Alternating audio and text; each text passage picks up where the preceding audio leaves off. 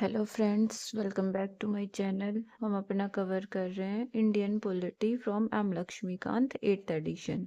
हम अपने सारे चैप्टर्स कवर करेंगे वर्ड टू वर्ड। तो चलो आओ स्टार्ट करते हैं। कल की वीडियो में हमने अपना कंपनी रूल कंप्लीट करा था। उसमें देखा था regulating act of 1773, 1781, Pitt's India act of 1784 और charter act of 1793, charter act of 1813 और चार्टर एक्ट ऑफ 1833। और ये भी हमने कंप्लीट कर लिया था चार्टर एक्ट ऑफ 1853। अगर आपने नहीं देखा है तो एक बार जाके विजिट करें चैनल। तो चलो आवाज स्टार्ट करते हैं अपना ग्राउंड रूल। कब से कब तक है? 1858 से 1947 तक। तो इसमें क्या था, सिनेरियो क्या चल रहा था? जैसे भी एक्ट्स बन के आएंगे वो किसके अकॉर्डिंग आएंगे? जैसा भी सिनेरियो उस टाइम पे चल रहा हो। उस टाइम पे था, कब का टाइम है ये? 1858 का।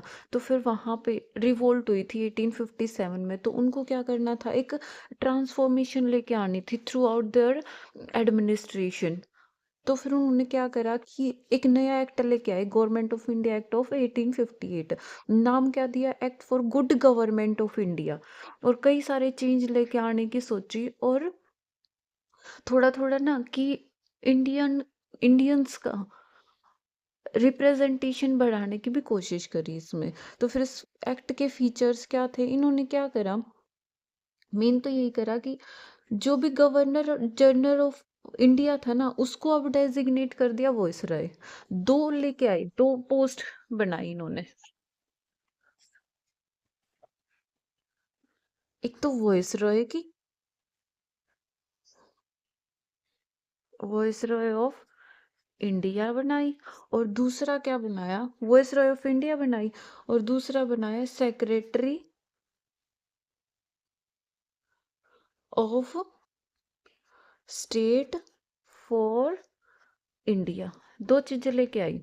अब ओवरऑल पूरे के पूरे इंडिया का अगर एडमिनिस्ट्रेशन देखना है, रेवेन्यू मैटर देखने हैं, मिलिट्री मैटर्स देखने हैं, या फिर सिविल मैटर्स देखने हैं, मतलब जो पूरे ओवरऑल इंडिया का जो भी देखना है, वो सारा जिम्मेवारी किस पे आई? वॉइसरॉय ऑफ इंडिया की। वो सब कुछ देखेगा ये। और ये पहले कौन होता था? Governor general of India. उसको उसका ये डेजिग्नेशन हटा के उसको बनाया वायसराय। ठीक है। और सबसे पहले ये बने कौन? Lord Canning. लॉर्ड कैनिंग अपने सबसे पहले वॉइसरॉय ऑफ इंडिया बने थे। और दूसरा पोस्ट क्या बनाई? Secretary of state for India बनाई। उसमें क्या, वो डायरेक्ट रिप्रेजेंटेटिव था किसका? ब्रिटिश क्राउन का, कि उधर ब्रिटिश कैबिनेट का मेंबर था वो। और उसके अंदर क्या करा गया, ये बनाई एक 50 मेंबर बॉडी, एक एडवाइजरी बॉडी थी ये क्या काम करेगी? इस सेक्रेटरी ऑफ स्टेट के ऊपर क्या रिस्पॉन्सिबिलिटी थी कि ये एडमिनिस्ट्रेशन देखेगा पूरे के पूरे इंडिया का। और ये एडवाइजरी बॉडी, इसका चेयरमैन ये था, सेक्रेटरी ऑफ स्टेट। ठीक है, तो ये काम करा। अब उसके बाद क्या होता है, वही लिख रखा है कि क्या गवर्नर जनरल ऑफ इंडिया को डेजिग्नेट कर दिया वॉइसरॉय की जगह। और पहला था अपना लॉर्ड कैनिंग। और उसके बाद क्या करा, जो डुअल गवर्नमेंट थी ना, उसको अबोलिश कर दिया। कि वो नहीं कर रखा था, एक तो बनाया था बोर्ड ऑफ कंट्रोल, और दूसरा था कोर्ट ऑफ डायरेक्टर्स। इनके अलग अलग इश्यूज थे ना, कि कोर्ट ऑफ डायरेक्टर्स क्या करेंगे, जो भी ईस्ट इंडिया कंपनी के कमर्शियल अफेयर्स हैं उनको देखेंगे, और बोर्ड ऑफ कंट्रोल बाकी के जो भी सिविल मिलिट्री अफेयर्स है ना, वो सब देखेंगे ईस्ट इंडिया कंपनी के। और कहाँ पे अप्लाई, कहाँ पे होता है, जो भी इन्होंने इंडिया के अंदर पोजेशन, टेरिटोरियल पोजेशन कर रखा था वहाँ का। तो इस एक्ट में मेनली यही दो काम करे कि एक तो ये गवर्नर जनरल ऑफ इंडिया को वायसराय बना दिया, और दूसरा क्या, सेक्रेटरी ऑफ स्टेट। इसके लिए क्या, 15 मेंबर बॉडी बनाई एडवाइजरी, और जो इसके अंडर काम करेंगे, सेक्रेटरी ऑफ स्टेट के अंडर। और कहाँ से था ये? डायरेक्ट रिप्रेजेंटेटिव ऑफ क्राउन था, उधर ब्रिटिश कैबिनेट का ही मेंबर था। और रिस्पॉन्सिबल फिर ये किसको होएगा? कोई इंडियन लेजिस्लेचर को थोड़ी ना होएगा, ये होएगा रिस्पॉन्सिबल भी अल्टीमेटली होएगा ब्रिटिश पार्लियामेंट को ही। तो ये चेंजेस लेके आए। अब उसके बाद इन्होंने क्या करा, 1861 का आया। क्योंकि उस टाइम पे ये सिनेरियो था ना कि इंडियंस रिवोल्ट कर रहे थे, तो उनको ज़रूरत थी कि इंडियंस को लेके आया जाए यहाँ के एडमिनिस्ट्रेशन में। तो फिर उन्होंने थोड़ी-थोड़ी स्टार्ट करी, तो उस स्टार्टिंग में ही कैसे लेजिस्लेटिव प्रोसेस में इंडियंस का रिप्रेजेंटेशन लेंगे। तो उसके लिए 3 एक्ट थे, इंडियन काउंसिल एक्ट ऑफ 1861, 92 और दूसरा था 1909 का। तो इनमें क्या-क्या करा, इन्होंने थोड़ा स्टेप वाइज़ चीज़ें करी। जो भी 1861 का था ना इंडियन काउंसिल एक्ट, उसमें क्या करा, जो थोड़ी-थोड़ी स्टार्ट करी रिप्रेजेंटेटिव इंस्टीट्यूशंस का कैसे एसोसिएट करके इंडियंस को लॉ मेकिंग प्रोसेस में, मतलब जो भी लेजिस्लेटिव काउंसिल्स वगैरह थी उनके अंदर इनकी मेंबरशिप ली इंडियंस की। तो वो कैसे लिया, पहले जो 3 इंडियंस थे जो वाइसराय की लेजिस्लेटिव काउंसिल थी उसमें नॉमिनेट करे ना, हमने पीछे देखा था कि सेपरेट कर दिया, एक तो लेजिस्लेटिव वर्क थे जो वो अलग कर दिया, तो उसके लिए लेजिस्लेटिव काउंसिल बना दी, और वॉइसरॉय की एक क्या रहेगी थी, एग्जीक्यूटिव काउंसिल। तो लेजिस्लेटिव काउंसिल ये सारे लेजिस्लेशन के वर्क देखती थी, तो इन्वॉल्वमेंट स्टार्ट पहले कहाँ करा, लेजिस्लेटिव काउंसिल में करा। तो फिर उसमें सबसे पहले ये 3 मेंबर्स को एसोसिएट करा, ये तीनों कौन थे, Indians, Raja of Banaras, Maharaja of Patiala और सर दिनकर राव। उसके बाद क्या करा, थोड़ा थोड़ा ना डिसेंट्रलाइजेशन की स्टार्टिंग करी इस एक्ट से, क्योंकि पहले हमने देखा ना 1833 में जो भी गवर्नर जनरल ऑफ बंगाल था उसको गवर्नर जनरल ऑफ इंडिया बना दिया, और जो भी बॉम्बे या फिर मद्रास के गवर्नर्स थे उनकी लेजिस्लेटिव पावर्स को ख़त्म कर दिया, कि जो भी लॉ वगैरह बनाने हैं वो बनाएगा गवर्नर जनरल ऑफ इंडिया। अब यहाँ पे उसी चीज़ को, उसी पावर को जो ली थी उसको रिस्टोर कर दिया, और इसके साथ साथ क्या करा, ये बॉम्बे मद्रास प्रेसिडेंसीज के तो रिस्टोर करा, और इसके साथ साथ कुछ नई प्रेसिडेंसी भी, नई लेजिस्लेटिव काउंसिल भी बनाई कुछ और प्रेसिडेंसीज के लिए, जैसे बंगाल के लिए, नॉर्थ वेस्टर्न प्रोविंस के लिए, पंजाब के लिए। कब कब बनाई थी, 1862, 1886 में और 1897 में। उसके बाद जो भी पोर्टफोलियो सिस्टम था ना, थोड़ा सा वो अप्लाई करा। पोर्टफोलियो सिस्टम किस किसको कौन लेके आया था, इंट्रोड्यूस करा था लॉर्ड कैनिंग ने 1859 में। तो उसमें क्या करा गया, उसमें ना जैसे मान लो पूरा का पूरा इंडिया का एडमिनिस्ट्रेशन देखना है, तो उसको अलग अलग पार्ट में डिवाइड करा, कि मान लो ये डिफेंस के लिए है, ये होम मिनिस्ट्री का है, कुछ एजुकेशन का है। तो उन सब के जो भी वर्क्स थे अलग अलग डिफाइन करे, जैसे अपने इधर चलता है ना कि education ministry, home ministry, defence ministry, तो वो कुछ सिस्टम इसी प्रकार का था पहले। तो उनको अब हम तो बोलते हैं कि क्या वो मिनिस्टर्स हैं, वो वहाँ पे क्या मेंबर होते थे, जो भी एग्जीक्यूटिव काउंसिल थी ना वॉइसरॉय की, तो उसी के मेंबर्स इन सब को हेड करते थे। तो ये सिस्टम लेके आया गया पोर्टफोलियो सिस्टम। और दूसरा क्या था, जो वॉइसरॉय था ना उसको एम्पावर करा कि ऑर्डिनेंस इशू कर सकता है अगर इमरजेंसी के केस में, और without concurrence of legislative councils. अब तो अपने इधर ये होता है कि मान लो गवर्नर है या फिर प्रेसिडेंट है, कब ऑर्डिनेंस इशू करता है, वो करता है जब कोई भी हाउस अगर पार्लियामेंट में नहीं है, तो फिर वो ऑर्डिनेंस इशू कर सकता है, तो वही पावर उसको देगी कि लेजिस्लेटिव काउंसिल की कंकरेंस के बिना वो ऑर्डिनेंस इशू कर सकता है। और टाइम ड्यूरेशन भी रखा कि कोई ऐसा अगर ऑर्डिनेंस लेके आते हैं तो वो 6 मंथ्स के लिए वैलिड होगा। तो ये सब changes Indian council act of 1861 में करे गए। ये इतने ज़्यादा मेजर चेंजेस नहीं थे कि बिल्कुल ही स्ट्रक्चर चेंज हो जाएगी, पर यूं हो गया कि इंडियंस का रिप्रेजेंटेशन कहीं ना कहीं स्टार्ट हो गया, लेजिस्लेशन के थ्रू हुआ। तो ये और 2 काउंसिल एक्ट आए, इनमें और ज़्यादा बढ़ा, और उसके बाद इसके बाद स्टार्ट हो जाएगा एग्जीक्यूशन में, जो भी एग्जीक्यूटिव काउंसिल है ना उसके अंदर भी इंडियंस का रिप्रेजेंटेशन स्टार्ट हो जाएगा। तो देखते हैं अगला अपना इंडियन काउंसिल एक्ट ऑफ 1892, इसमें क्या क्या चेंजेस करे गए। इसमें क्या करा गया, देखिए 2 कंसेप्ट थे, एक ऑफिशियल मेंबर और एक थे नॉन ऑफिशियल्स। नॉन ऑफिशियल्स कौन थे, ऑफिशियल्स तो वही थे जो ब्रिटिश ऑफिसर्स थे वो थे, और नॉन ऑफिशियल्स जो इंडिया के अंदर नॉमिनेट या फिर इलेक्ट करे गए मेंबर इन काउंसिल्स में। अगर सेंटर की बात करते हैं तो सेंट्रल लेजिस्लेटिव काउंसिल, और प्रोविंस में है अलग अलग तो प्रोविंशियल लेजिस्लेटिव काउंसिल। तो 2 तरीके के मेंबर हो गए ना। इनके ऊपर क्या था नॉन ऑफिशियल्स के, कि ये रिस्पॉन्सिबल होते थे अपनी जो भी इनकी लेजिस्लेटिव काउंसिल्स होती थी उनमें, और जो ऑफिशियल मेंबर होते थे उनकी कोई रिस्पॉन्सिबिलिटी नहीं थी, वो रिस्पॉन्सिबल नहीं होते थे, उनकी काउंसिल्स में। जैसे अभी होता है ना, जो भी अपने मिनिस्टर्स या फिर एग्जीक्यूटिव्स होते हैं वो रिस्पॉन्सिबल होते हैं पार्लियामेंट के लिए, और पर्टिकुलर बोले तो लोकसभा में वो रिस्पॉन्सिबल होते हैं।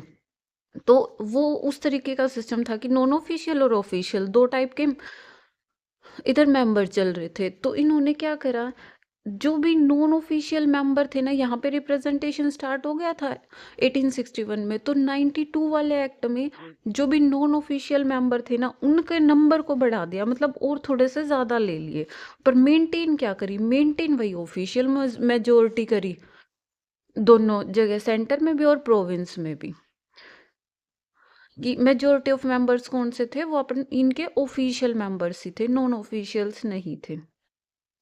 और क्या करा, इनके कुछ फंक्शंस भी बढ़ा दिए, जो भी लेजिस्लेटिव काउंसिल थे ना, इनके फंक्शंस बढ़ा दिए गए, इनको पावर दी गई कि ये डिस्कस कर सकते हैं बजट को, ठीक है। और कुछ और जो भी एग्जीक्यूटिव्स थे, मतलब जो ऑफिशियल मेंबर वगैरह थे, उनमें जो एग्जीक्यूटिव थे, तो उनसे उस वो कोई क्वेश्चन एड्रेस कर सकते थे, कोई क्वेश्चन पूछ सकते थे।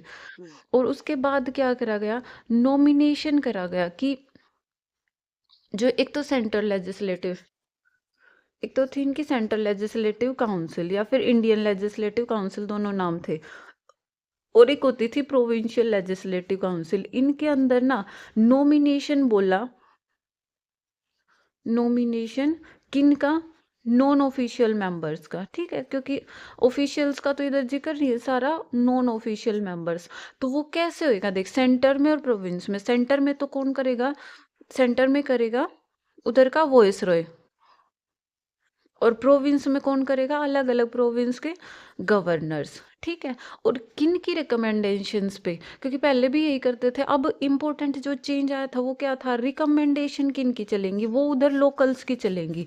और लोकल्स की कैसे, देख, सेंटर के अंदर तो किन की रिकमेंडेशन चलेंगी, जो भी प्रोविंशियल लेजिस्लेटिव काउंसिल्स थी ना, और बंगाल चैम्बर ऑफ कॉमर्स, इनकी रिकमेंडेशन पे वायसराय सेंट्रल लेजिस्लेटिव काउंसिल के नॉन ऑफिशियल्स मेंबर को क्या करेगा, नॉमिनेट करेगा। और वही अगर बात हो प्रोविंशियल लेजिस्लेटिव काउंसिल्स की, तो फिर उनमें वहाँ के जो प्रोविंस के गवर्नर हैं वो नॉमिनेट करेंगे नॉन ऑफिशियल्स मेंबर को, किन की रिकमेंडेशंस पे, वो रिकमेंडेशंस थी डिस्ट्रिक्ट बोर्ड की, म्यूनिसिपैलिटीज, यूनिवर्सिटीज, ट्रेड एसोसिएशन, जमींदार और चैम्बर्स, इन सब की रिकमेंडेशंस पे वो मेंबर्स को, नॉन ऑफिशियल मेंबर्स को नॉमिनेट करेंगे, गवर्नर और वॉइसरॉय, ठीक है। तो ये चेंजेस करे गए।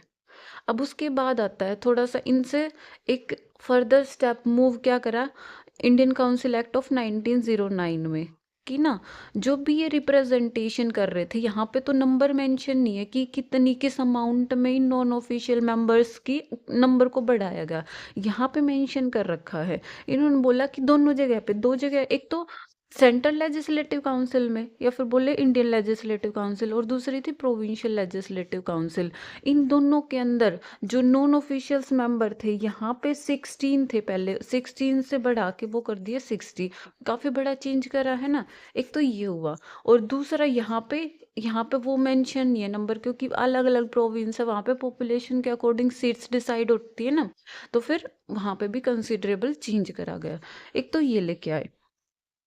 ये सारे चेंजेस कैसे चल रहे, देखो यहाँ पे भी 92 का था, 1892।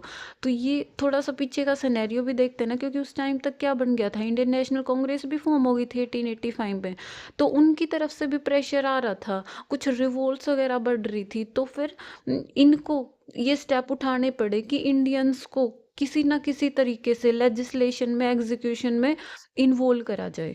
तो फिर एक तो ये कर दिया कि कंसीडरेबल इंक्रीज करा साइज ऑफ काउंसिल्स में, लेजिस्लेटिव काउंसिल में।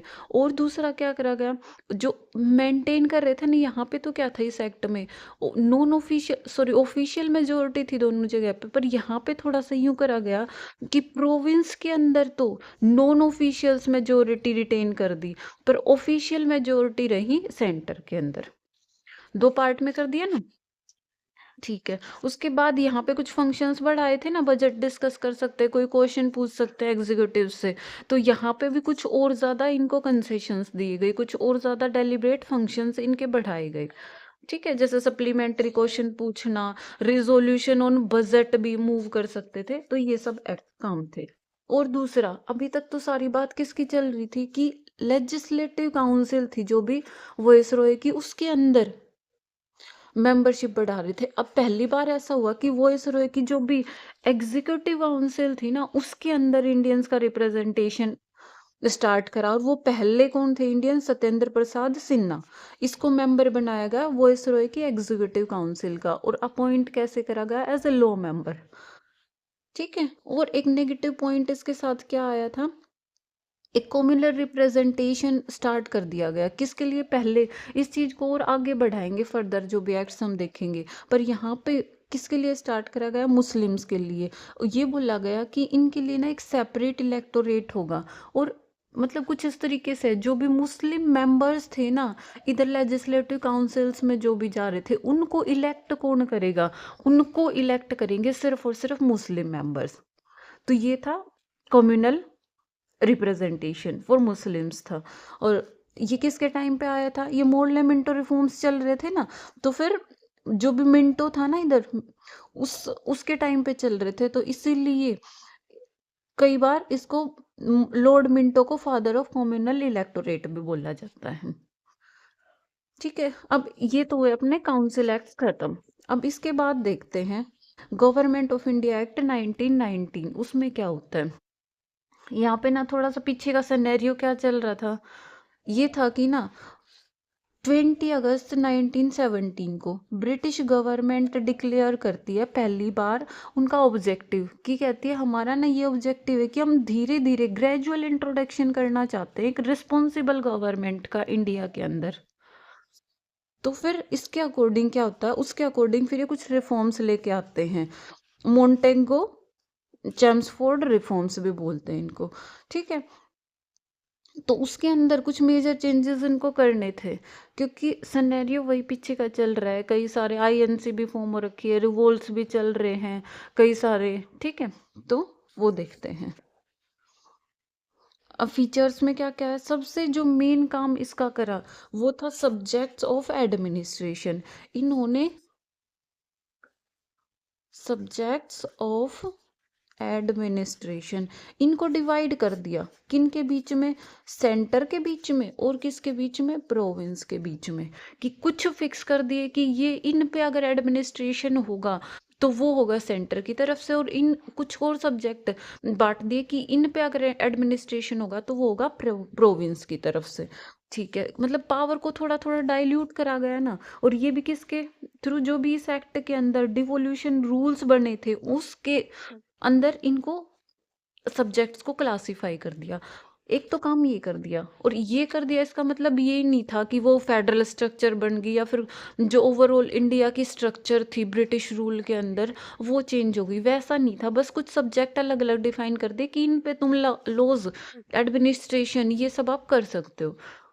उसके बाद एक काम और करा, जो प्रोविंस के अंदर पहले तो सब्जेक्ट डिवाइड कर दिए, मतलब कुछ सब्जेक्ट इनको मिले, subject of administration.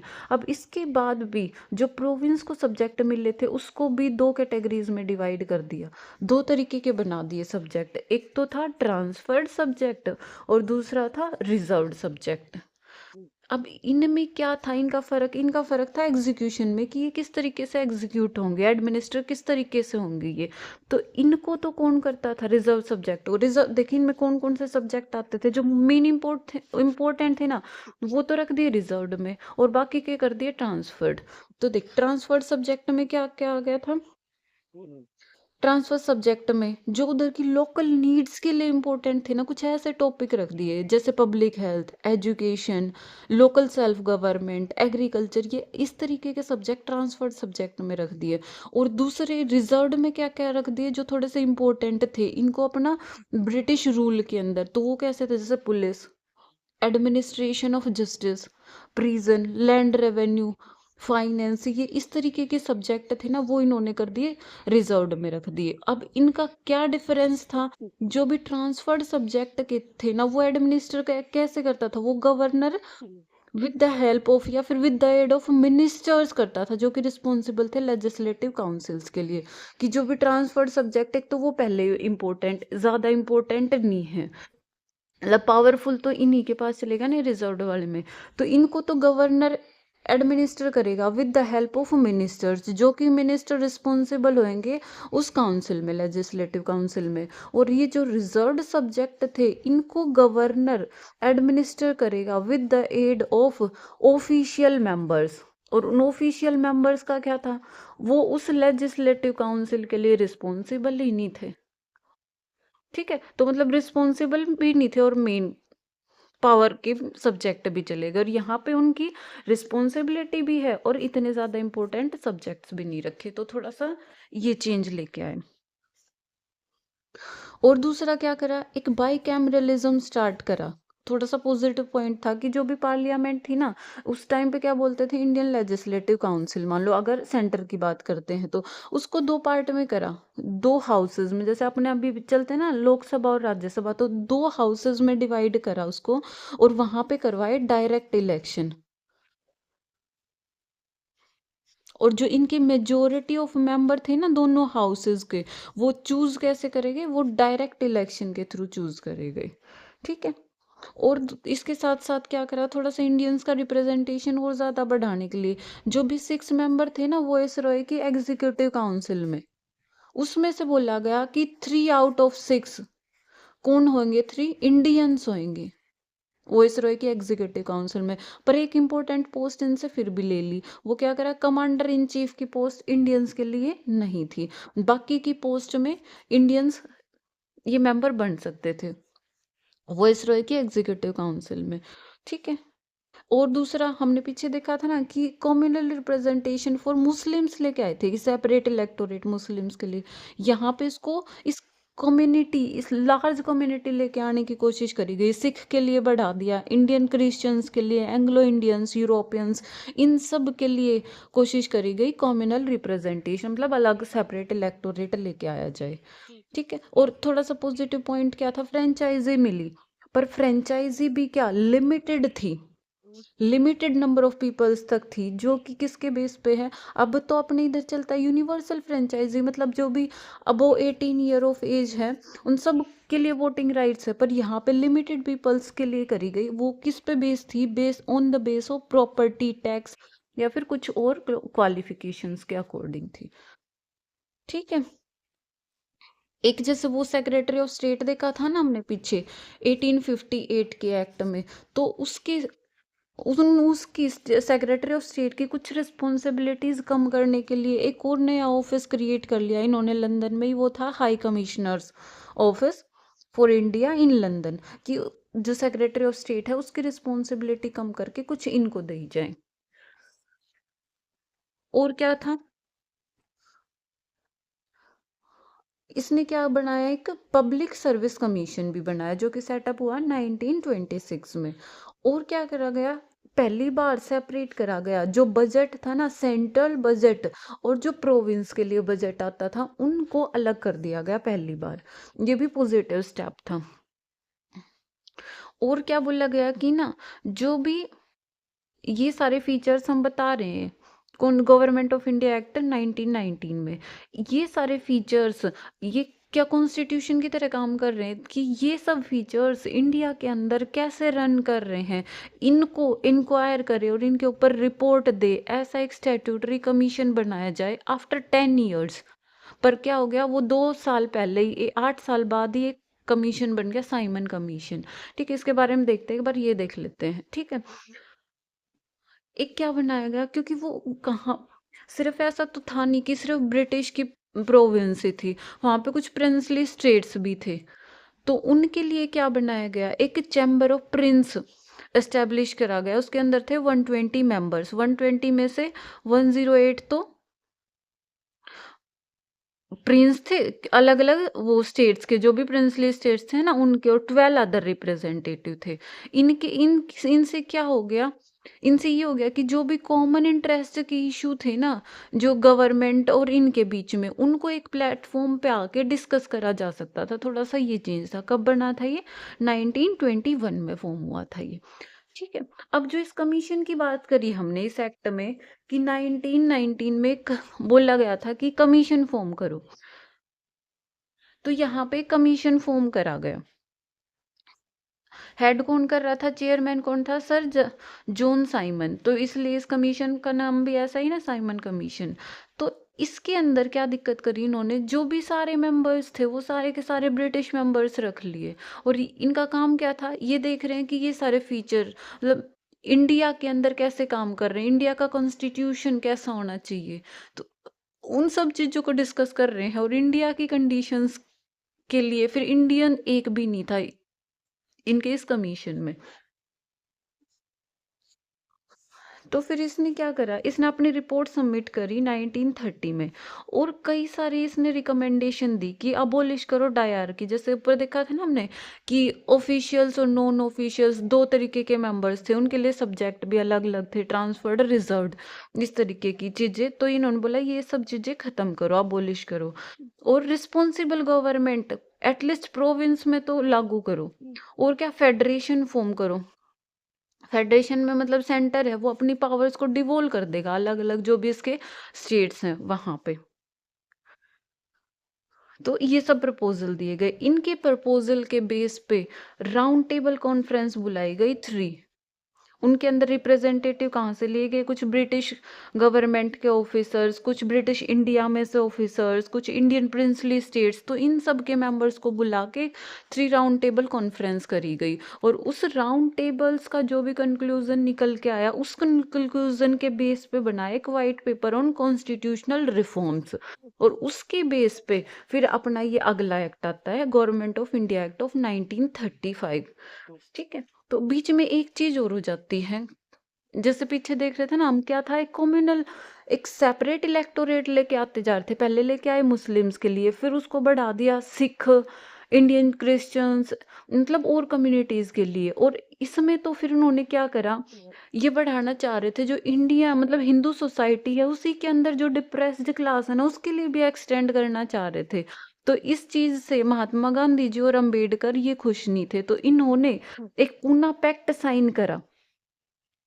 Poona pact sign करा और उसमें बोला कि ना, हम हिंदू के लिए यूं नहीं है कि डिप्रेस्ड जो अपर क्लास है उनके लिए अलग, और अपर के लिए अलग, और डिप्रेस्ड के लिए अलग। तो उन्होंने रखा कि हम पूरा का पूरा जॉइंट हिंदू जॉइंट इलेक्टोरेट रखेंगे, पर उसके लिए सीट रिजर्व कर दी डिप्रेस्ड क्लास के लिए। और इस बात को जो पूना पैक्ट के अंदर इनका काम हुआ, उसको इन्होंने एक्सेप्ट भी करा ब्रिटिश गवर्नमेंट ने। और मॉडिफाई कर दिया कम्युनल अवार्ड्स को, किसके रिस्पेक्ट में? डिप्रेस्ड क्लास के लिए, या फिर बोलो शेड्यूल्ड कास्ट के लिए। और उसके प्रोविजंस को मॉडिफाई करके और फिर अप्लाई करा government of India act of 1935। तो आज की वीडियो में इतना ही। ये वाला आगे हम कल कंटिन्यू करेंगे। अगर आपको मेरी वीडियोस पसंद आ रही हैं तो प्लीज़ लाइक, शेयर और सब्सक्राइब ज़रूर करें। अगर कोई डाउट आता है तो कमेंट सेक्शन में छोड़ दें।